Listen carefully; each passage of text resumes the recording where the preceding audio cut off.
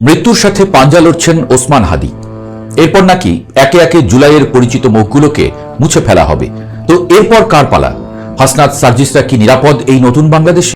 গণতন্ত্রের মৌলিক অধিকার, বাক স্বাধীনতা এবং ভিন্নমত প্রকাশের অধিকার কি কেবলই কথার কথা হয়ে থাকবে, নাকি এই অস্থির পরিস্থিতির সুযোগে একটি মহল তাদের নীল নকশা বাস্তবায়ন করে চলেছে?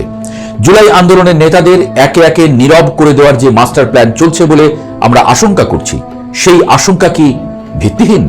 সবচেয়ে আলোচিত এবং নিঃসন্দেহে সবচেয়ে উদ্বেগজনক ঘটনা হলো ওসমান হাদির উপর বর্বরোচিত হামলা।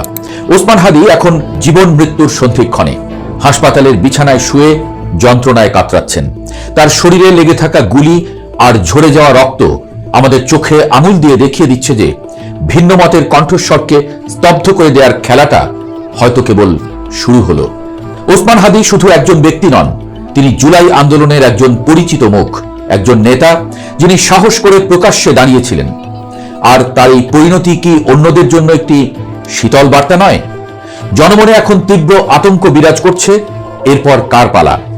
এই আতঙ্ক আরো ঘনীভূত হচ্ছে যখন সাংবাদিক জাওয়াদ নির্ঝর বললেন, পরিচিত মহলে 25 দিন আগে কয়েকজনের কাছে ওসমান হাদি এবং কন্টেন্ট ক্রিয়েটর কাফির নম্বর খুঁজছিল ফয়সাল। এরই মধ্যে হাদি গুলিবিদ্ধ। এরপরই সোশ্যাল মিডিয়া এবং বিভিন্ন প্ল্যাটফর্মে এই খবর চাউর হয়েছে যে হাদির পর সিরিয়ালে আছেন কাফি। এই ধরনের গুঞ্জন বা সিরিয়াল টার্গেটের ধারণা জনমনের নিরাপত্তাহীনতা এবং ভীতি সৃষ্টি করছে। যদি এই গুঞ্জন সত্য হয়, তবে এর অর্থ দাঁড়ায় জুলাই আন্দোলনের নেতাদের, যারা স্বতঃস্ফূর্তভাবে জনগণের মাঝে সচেতনতা তৈরি করছেন, তাদের একে একে সরিয়ে দেওয়ার এক সুদূর প্রসারী মাস্টার প্ল্যান চলছে। এটি কি কেবল নেতাদের নিস্তব্ধ করে দেওয়া, নাকি এর লক্ষ্য আরো গভীরে, পুরো আন্দোলনকেই শিকড় শুদ্ধ উপড়ে ফেলা, যাতে ভবিষ্যৎ প্রজন্মের মধ্যে আর কেউ মাথা তুলে দাঁড়ানোর সাহস না পায়?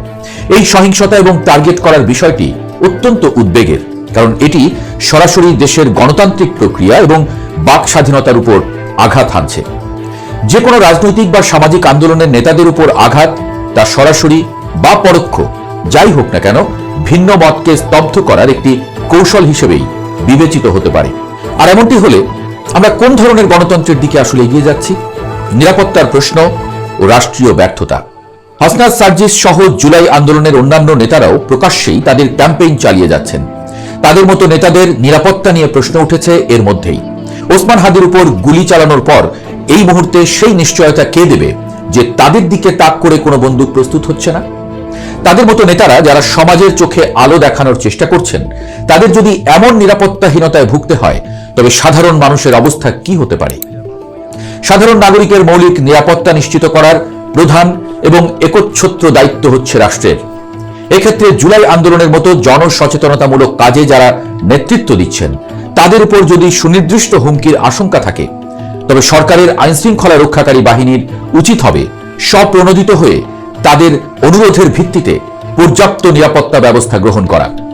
বন্দুক প্রস্তুত নয়, এই নিশ্চয়তা কেবল সরকার এবং রাষ্ট্রের নিরাপত্তা প্রতিষ্ঠানই দিতে পারে। কিন্তু যখন কোনো ব্যক্তি প্রকাশ্যে বা অপ্রকাশ্যে হুমকি দেন এবং রাষ্ট্র যথাযথ পদক্ষেপ নেয় না, তখন সেই নিশ্চয়তা প্রশ্নবিদ্ধ হয় আর মানুষের বিশ্বাস তলানিতে গিয়ে ঠেকে। নিরাপত্তা নিশ্চিত করার পাশাপাশি জনগণের মধ্যে আস্থা ফেরাতে হলে এই ধরনের সহিংস ঘটনার তদন্ত প্রক্রিয়ায় স্বচ্ছতা এবং জবাবদিহি অত্যাবশ্যক।